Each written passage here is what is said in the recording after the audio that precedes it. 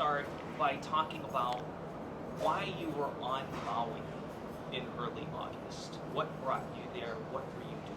I decided to go to Maui because that's where my mom's side of the family is from, and I wanted to reconnect with my Aina and then my ohana over there. So my grandparents and all of my mom's family still live in Maui. So that's why I went to Maui, yeah.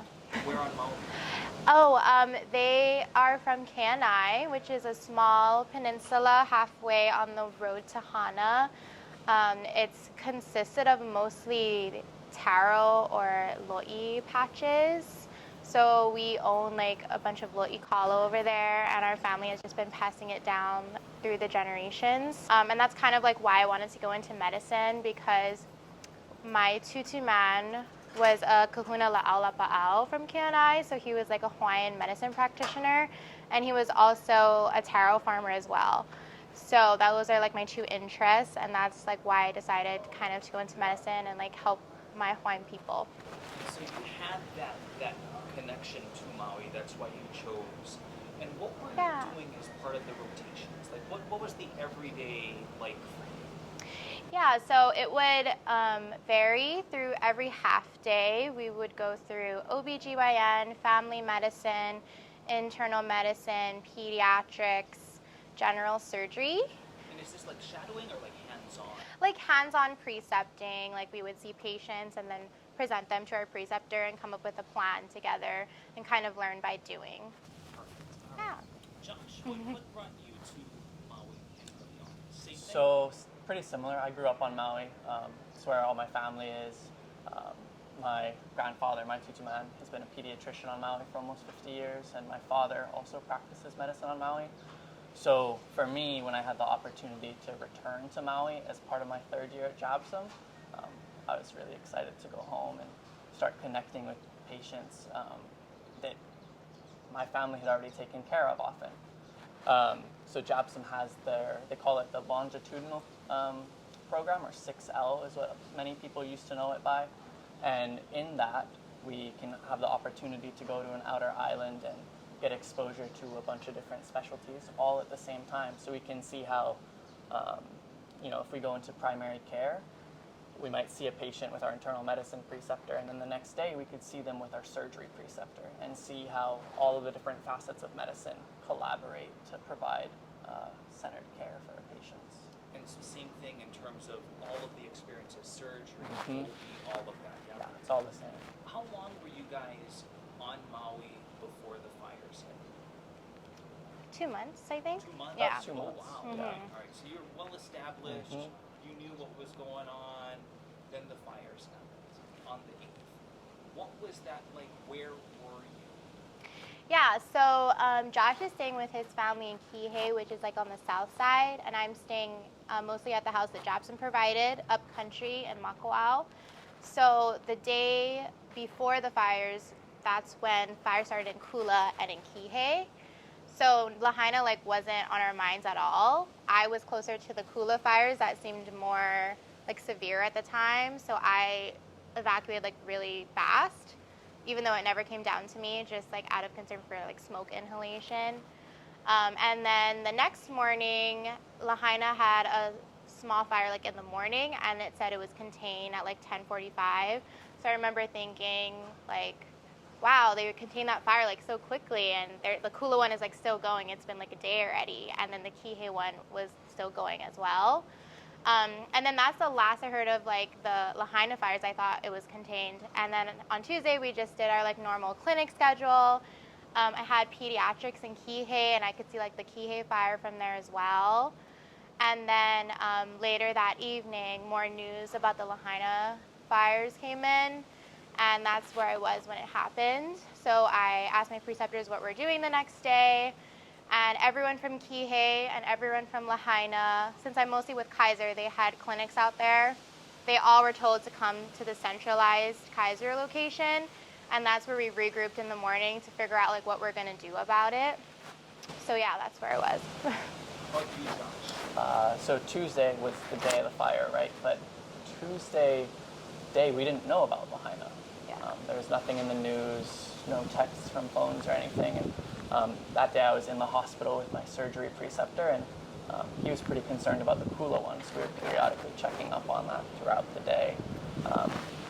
And then I went home Tuesday night, and around midnight, our family got an emergency notification to evacuate our house.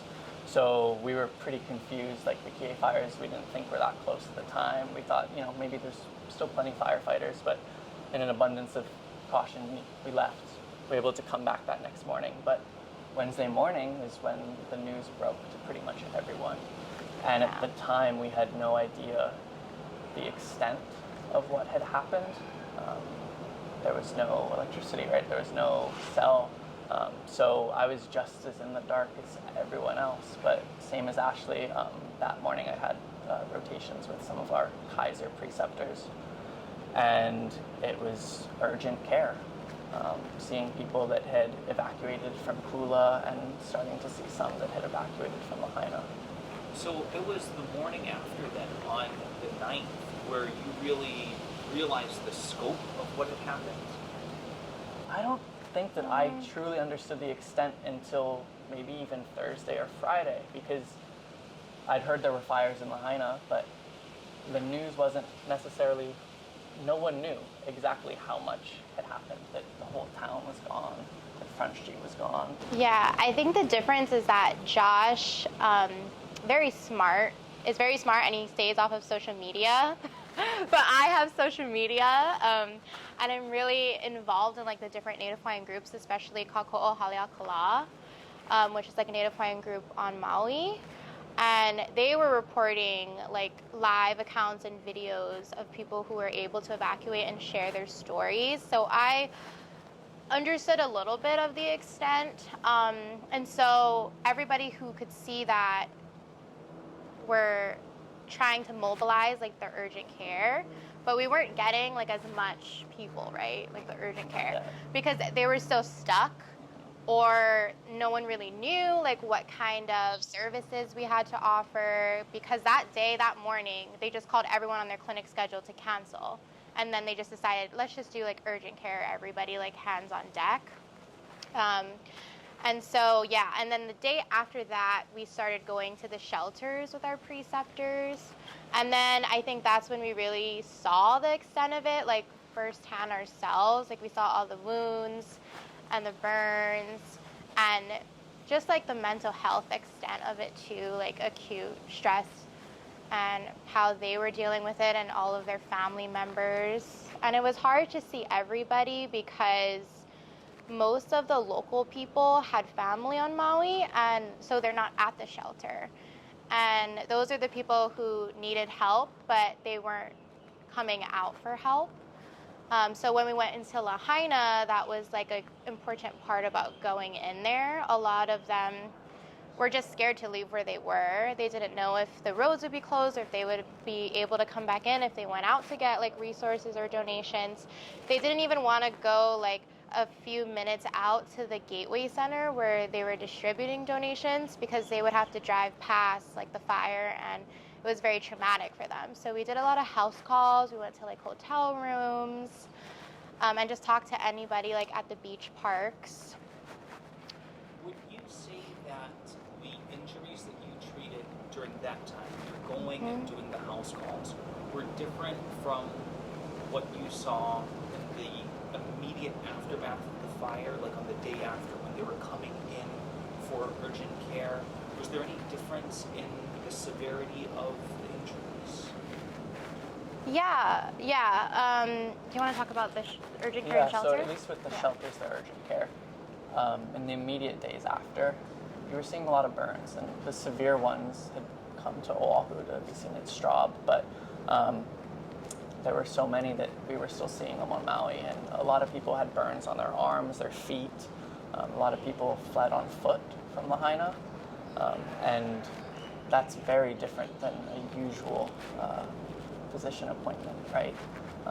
But after the first couple of days, we started seeing much more chronic disease management stuff that had been exacerbated. Many patients had to flee without any of their medicines. No more insulin to control their diabetes, or maybe they had some heart condition that needed medicine. So a lot of these patients were coming in and like, hey, I don't have any medicines. I don't know what I'm gonna do. I don't have a house. I don't have stuff anymore.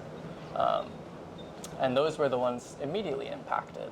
And of course, pretty much everyone on Maui has family and friends in Lāhainā, and that exacerbates their own chronic medical conditions, both mental and physical.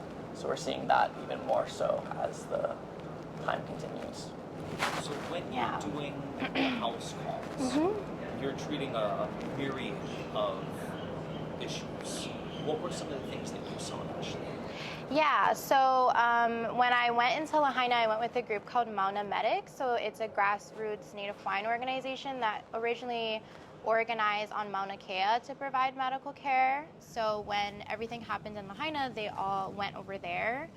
And so when I was going in with them, instead of going to the county-run areas that I would go to when I went with Kaiser or Malama I Keola, for example, I would go to where the community itself organized. So there was like Honokauai Beach Park, Pohaku Park, Kahana Boat Ramp, and then they had like 3 areas in Lahaina Luna, like an upper, middle, and a bottom. And they were organized by like Native Hawaiian uncles who decided like we need to take this into our own hands. We can't wait for anybody to come and help us. So that's where all the donations started to come, especially by boat. It's all organized by type of like food, soap, toiletries, medical, like over-the-counter things. And then I helped man all of the medical tents. And so it was just on a volunteer basis. Like some of my preceptors were doing it, and then that's how I got more involved with it. And they had all types of alternative medicine, acupuncture, la'au, lomi lomi, yeah, and a lot of mental health services, and people from Oahu even decided to fly out, like from all of the other islands who helped on the Mauna. So it was really a combined effort, and I think the most key element there was trust. They had trust in the Mauna medics because that was their community. They were very weary of FEMA, of the Red Cross. There was a lot of misinformation, miscommunication going on, especially in the false narrative of social media. And so to have that like concrete organization and community and connection really allowed them to trust us and allow us to take care of them, because the people we saw at the shelters, they were there for help. But everyone else, it's like the majority of people were not there. Like I said, they were staying with their families. If they didn't want to leave, they would send somebody out, like a friend or a family member, go down to the hub down the street and tell them like, we want to see somebody, or tell them what's going on, and then we would listen to them. We didn't have phones, so sometimes I was like, I had to figure out an address and like walk and look at the numbers, and so we didn't have like service to look up maps or anything. And so that was like how we saw them. Or if they did have service, they could get some text messages through. They would text the organizers of those different hubs, say, we're in this room at this hotel, and my baby is like having a hard time breathing and I don't want to leave here. And so we sent a team immediately, and we were like rushing to the hotel. So a lot of kids too. We talked to a 15-year-old who refused to come out of his room because he was scared. We went to a hotel, and there was like a baby with Down syndrome who had a G-tube, and he was having a hard time breathing, and we had to counsel the families and kind of convince them to leave to seek more help. Another house call was like an allergic reaction of a kid who was playing with an animal and then got some sort of allergic reaction, and his face was really puffy, and we had to call 911 for him. Gratefully, we had a pediatrician, which was my preceptor, who was helping that day. So those are the kinds of things we saw on the house calls. Yeah. How important do you think it is to kind of mobilize on that grassroots level in a small way to reach out to those who really did not want to go anywhere else because of that mistrust? Yeah, I think it was really important, and I think that they really filled the gap that was needed. Of course, you have the big organizations like Kaiser, Huino, Keolopono, and they're doing the best they can cover. But little areas like that the community goes to the most, I think is really important to have coverage there, especially with our medical providers and our mental health providers. Because, I mean, let's think about it. If you weren't there, if that did not, if that outreach didn't happen, what would have happened to these individuals? You know, like they would have been alone. Yeah. And even just going down there, like the organizers were so good about referring people to us because they're actually there to get soap or a toothbrush or food. And he'll talk to them and say, how are you doing today? And if they want to talk about what happened to them, he'll talk to them. And then he'll just bring them to our tent and be like, hi, I want to introduce you to this person. If they want to like talk story a little bit. And then that's how we would get through to them, for them to talk to us. And then in the days following, they would actually ask us for things like contacts or glasses or to look at their eyes because there was embers in it. But they didn't want to tell us about it until like a week after it happened. And now their eyes are like completely bothered. And a lot of like foot injuries, like Josh was saying, because they were running on foot and then their slippers like melted. And just listening to a lot of people's stories is really all you can do because, yeah. So you're providing mental health as well as physical health. Yeah, I actually went there, in addition with my pediatrician, I went there with my psychiatrist, who actually is like the medical charge there because she was the first to volunteer with them. So she kind of heads all the psychiatric needs because there's a lot of acute episodes happening, a lot of veterans, or a man who experienced the Oklahoma bombings was there.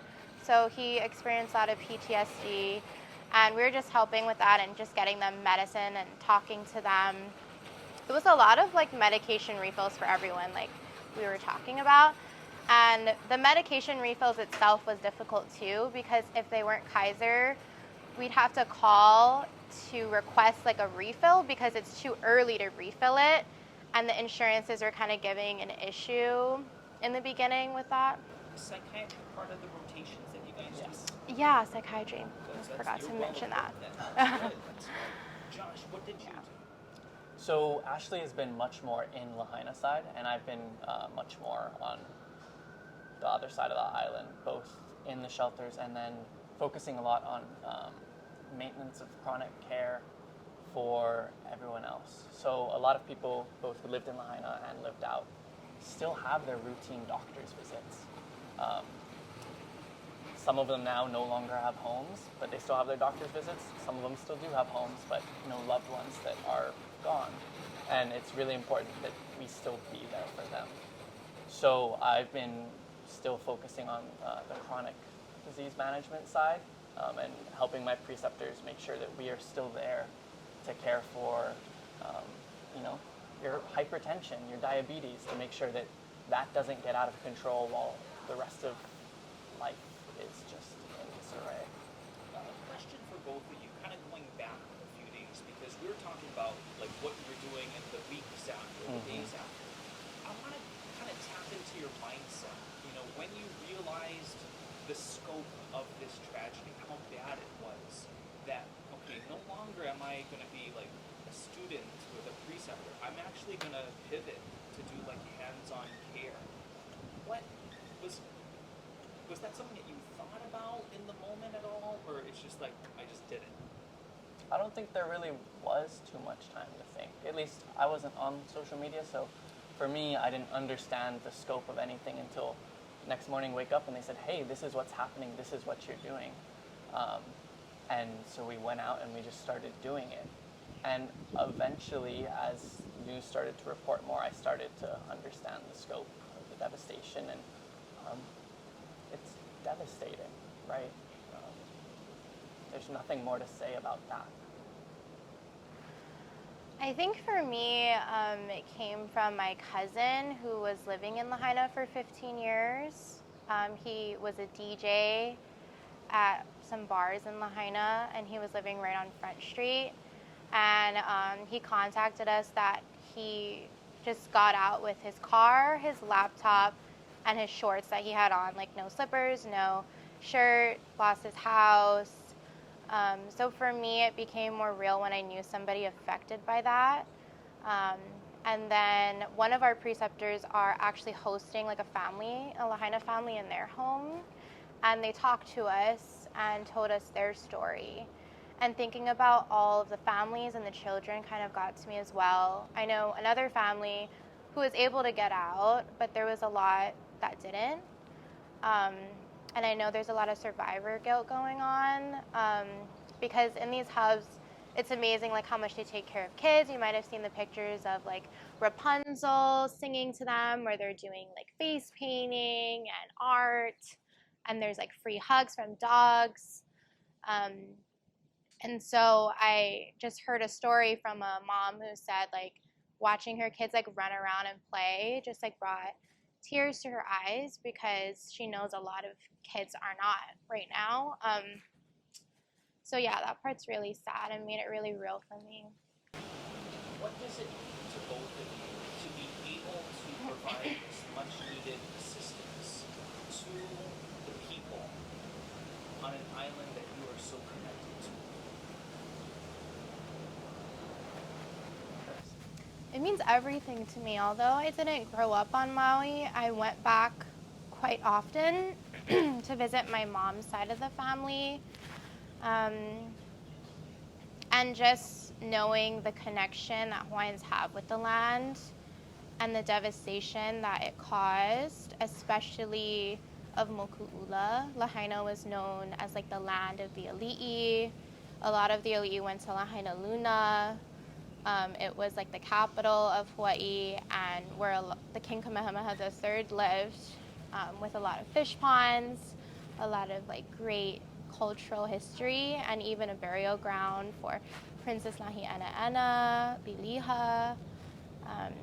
And so I think a lot of my community there is like feeling the loss of that, and their history and their culture. And so just reminding everyone that we're still here. I think the biggest theme right now is how we can bring aloha to this situation, is what everyone is saying. There's so much finger pointing and media and sorrow, but we should focus more on bringing aloha to the situation, bringing everybody together, being unified, helping one another. You guys were eyewitnesses to it all. You know, what do you think the people of Maui need right now? Is it financial support? Is it certain items? What more mental health? What's the dire need right now? You know, I'm not entirely sure, and I don't know that we have that as a full answer, but I think that financial help goes without saying. Many of these people, many of our friends and family, you lose your home, you lose all your stuff, you are financially devastated. Yeah. I think mental health is a big concern. And like right now, what I think they could use just immediately is like clarification and some transparency on what's going on, especially from the government and all of these different organizations coming in. Like, what is everyone's intentions? What are they here for? What can they help us with? Because there's so many people coming who aren't from Maui, and it can make trust like a really hard thing for them, especially when you're in survival mode. So I think transparency is something they need like immediately. How are you doing? Because you entered as third-year students doing rotations, like all third-year students, right? And in a matter of 24, 48 hours, it shifted to like the real deal. Mm-hmm. Seeing what you've seen, doing what you've done over the last 2 weeks, how are you guys handling it? I'm feeling like a lot of support, like especially from family and from JABSOM. When I had to get approval to go into Lāhainā and I needed to show like credentialing, Dr. Amori was like hounding me about wearing an N95 and like protecting myself. And Dr. Len made sure that we could get credit for our shelter work and for going out to Lāhainā, so our clinic schedules weren't affected too much. So yeah, I'm feeling pretty supported. Yeah. I'm feeling super grateful that my immediate family and friends are alive right now. And I'm grateful that the majority of the Maui community has been able to come together so quickly. We haven't, at least in my lifetime, had a disaster like this on Maui, but immediately everyone was doing everything they could to help out. Donating goods, volunteering at the shelter, flying helicopters, driving out their boats. Really just the entire island coming together as one to try to provide aid in any way that we can. Finally now, like, what's next for you guys? Are you planning on going back? Are you staying here? What's next for you guys? We go back this weekend. Really? So we're only back here for colloquial week, which was originally planned like midway through our outpatient clerkship. So we're just gonna go back to our clinic, and whatever preceptors want us to do, whatever we can do on our free time. So you're right back at it. Right back Yeah. into the thick of things. Are you excited for it? Like, you're really getting a taste of what life is going to be like after graduation. Your thoughts now that you're getting that experience? The medicine Medicine. is wonderful. It's exciting. And it helps as a distraction from the tragedy almost, to be able to fill yourself up with this learning and other things, being able to help while learning medicine. It's remarkable, and I think it really is encouraging me to keep pursuing this path. Yeah, it's definitely a unique training experience. Every single person I met running those Kanaka hubs were all people who lost their house. So I think that for everyone, that's just their method of coping, like just jumping right into it and helping their own community and themselves. So I think there's a lot to learn just from that, and how you could take care of people and connect with them.